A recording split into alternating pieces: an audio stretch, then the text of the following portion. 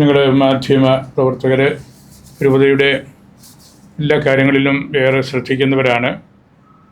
ഞാൻ പലപ്പോഴും ഓർക്കാറുണ്ട്, ഈശോ ശിഷ്യന്മാരോട് പറഞ്ഞ കാര്യം ലോകത്തിൻ്റെ അതിർത്തികൾ വരെ പോയി ഈ സുവിശേഷം അറിയിക്കണം എന്ന് 2000 വർഷങ്ങൾക്ക് മുമ്പ് പറഞ്ഞത്. ഇന്ന് ശ്ലീഹന്മാരുടെ ആ ദൗത്യം നിങ്ങളാണ് ഏറ്റെടുത്തിരിക്കുന്നത്. നിങ്ങളുടെ പരിശ്രമങ്ങൾ അത് രൂപതയുടെ കാര്യത്തിൽ മാത്രമല്ല, ഈ പല പ്രദേശത്തിൻ്റെയും മാത്രമല്ല, ഇവിടെയുള്ള പൊതു സമൂഹത്തിൻ്റെ കാര്യങ്ങളിലും നിങ്ങൾ വളരെ തൽപരരാണ്. എല്ലാ വിഷയങ്ങളും നിങ്ങൾ പഠിക്കുകയും ക്രോഡീകരിക്കുകയും അതിന് വ്യാഖ്യാനങ്ങൾ നടത്തുകയും ഒക്കെ ചെയ്യുന്നവരാണ്. നിങ്ങളുടെ ഒരു പ്രൊഫഷണൽ ഇൻറ്റഗ്രിറ്റി, ക്വാളിറ്റി അതിൽ നിങ്ങൾ കാണിക്കാറുമുണ്ട്. രൂപതയെ സംബന്ധിച്ചത് വലിയ കുടിവരവാണ്. Bible convention 43ാമത് കുടിവരവാണ്. നമ്മളുടെ ഓട്ടോണമസ് കോളേജ്, സെൻറ് തോമസ് കോളേജിൻ്റെ ഗ്രൗണ്ട്സിലാണ് ഈ സമ്മേളനം നടത്തുന്നത്. അതിലേക്ക് രൂപതയിൽപ്പെട്ടവരും അയൽപക്ക രൂപതക്കാരുമായിട്ടുള്ള ധാരാളം പേര് ഒന്ന് പങ്കെടുക്കും. എല്ലാ വർഷവും നമ്മൾ കാണുന്നത് അങ്ങനെയാണ്. ദൈവവചനം ഒന്നിച്ചിരുന്ന് പഠിക്കുന്ന ആ ഒരു പ്രക്രിയയാണത്. ദൈവത്തിൻ്റെ വചനം, ദൈവം പറഞ്ഞ വചനങ്ങൾ തിരുവചനങ്ങളാണ്.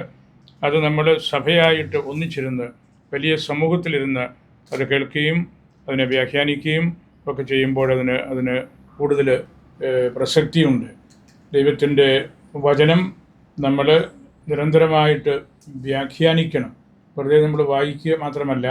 വലിയ പണ്ഡിതന്മാർ പറയാറുണ്ടല്ലോ, ഒരു വ്യാഖ്യാതാവിൻ്റെ മഹിമ എന്ന് പറയുന്നത് പ്രത്യക്ഷത്തിൽ എഴുതിയിട്ടില്ലാത്ത കാര്യങ്ങളിലേക്ക് നമ്മൾ കൊണ്ടുവരികയാണ്. ഈശോ പറഞ്ഞല്ലോ, ഞാൻ വന്നത് തീയിടാനാണ്. അതിൻ്റെ അർത്ഥം എന്താണെന്ന് ഈ പ്രസംഗിക്കുന്ന വ്യക്തി വ്യാഖ്യാനിക്കുമ്പോഴാണ് ശരിക്കുള്ള ആ കാര്യങ്ങളിലേക്ക് നമ്മൾ വരുന്നത്. ഇപ്പോൾ തിരുവചനങ്ങളിൽ മറഞ്ഞിരിക്കുന്ന കാര്യങ്ങളിലേക്ക് ശ്രോതാക്കളെ നമ്മൾ കൊണ്ടുവരണം. പൗരസ്ത്യ സമ്പ്രദായത്തിലൊരു പഴഞ്ചൊല്ലുണ്ട്, ഹിയറിങ് ഈസ് ബെയറിങ്. കേൾക്കുക എന്നത് ഗർഭധാരണമാണ്, ഫലം പുറപ്പെടുവിക്കലാണ്.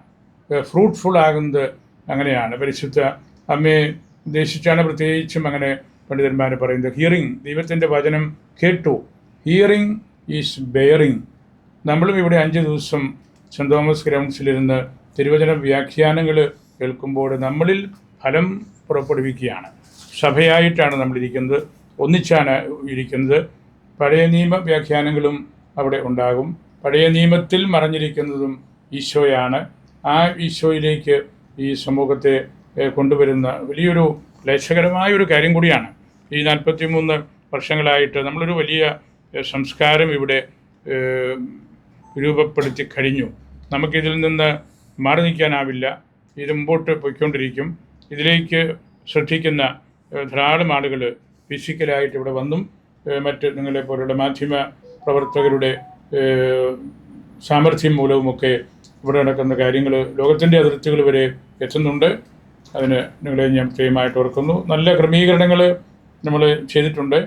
ബഹുമാനപ്പെട്ട ജനറാളച്ചൻ രൂപതയുടെ മറ്റനേകം കാര്യങ്ങൾ കൂടെ നോക്കുന്ന ആളാണ് ബെത്താനത്തച്ഛൻ. ഈ കാര്യത്തിൻ്റെയും പ്രത്യേകമായ നമ്മുടെ സിവിൽ സർവീസിൻ്റെയും ഒട്ടനവധി കാര്യങ്ങളുടെ ചുമതലക്കാരനാണ് അച്ഛന്. ഈ വർഷങ്ങളിലൊക്കെ സംഘടനാപരമായ വലിയ മികവ് നമുക്ക് ഈ പ്ലാറ്റിനം ജൂബിലി വർഷത്തിൽ കൊണ്ടുവരാൻ സാധിച്ചതിൻ്റെയും മുഖ്യ കാരണക്കാരൻ ബെത്താനത്തച്ഛനാണ്. ജനങ്ങളോട് ബന്ധപ്പെടാനും രാപകൽ വൈദികരെയും വന്മായക്കാരെയും ഒക്കെ കണ്ട് ഈ കാര്യങ്ങൾ പറയാനും ഒക്കെ സാധിക്കും. അരിമറ്റത്തിൽ അച്ഛനാണ് ഇതിൻ്റെ നേരിട്ടുള്ള കാര്യങ്ങൾ നടത്തുന്നത്.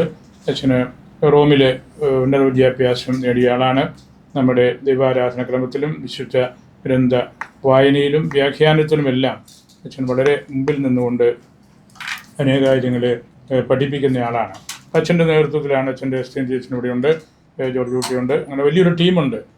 ആ ടീമിനെ എല്ലാം കൂട്ടത്തിൽ നിർത്തുന്ന വലിയ ചുമതലയും ഇതിൻ്റെ നേരിട്ടുള്ള ഉത്തരവാദിത്വവും അച്ഛനാണ്. ഈ കൺവെൻഷൻ്റെ ഏറ്റവും വലിയ 2 പ്രത്യേകതകൾ, ഇത് ഉദ്ഘാടനം ചെയ്യാനായിട്ട് നമ്മുടെ സുറമലബാർ സഭയുടെ മുൻ മേജർ ആർച്ച് ബിഷപ്പ് കർദിനാൾ ജോർജ് ആലഞ്ചേരി പിതാവ് എത്തും. അത് ആദ്യത്തെ ദിവസം കുർബാന കഴിഞ്ഞുള്ള മണിക്കൂറിലാണ്. നമുക്കതിൻ്റെ ഡീറ്റെയിൽസൊക്കെ തരും. ഈ കൺവെൻഷൻ അവസാനിക്കുന്ന സമയത്ത് പ്രധാന പ്രസംഗകരായിട്ട് വരുന്നത് മർത്തോമ സഭയുടെ പരമാധ്യക്ഷൻ തെയോഡോഷ്യസ് മെത്രാപ്പൊലീത്തയാണ്. അങ്ങനെ ആരംഭത്തിലും അവസാനത്തിലും രണ്ട് വലിയ പിതാക്കന്മാരുടെ സാന്നിധ്യം ഈ കൊല്ലത്തെ ഈ ബൈബിൾ കൺവെൻഷൻ ഉണ്ട് എന്നതും വളരെ പ്രധാനപ്പെട്ട ഒരു കാര്യമാണ്. അവർ ലോകം മുഴുവൻ അറിയപ്പെടുന്ന ആളുകളാണ്. രണ്ടുപേരും സഭാ തലവന്മാരാണ്. ഇവിടെ ഒറിജിനാളാണ്. തെയോഡോഷ്യസ് പിതാവ് അവരുടെ സഭയുടെ തലവനാണ്.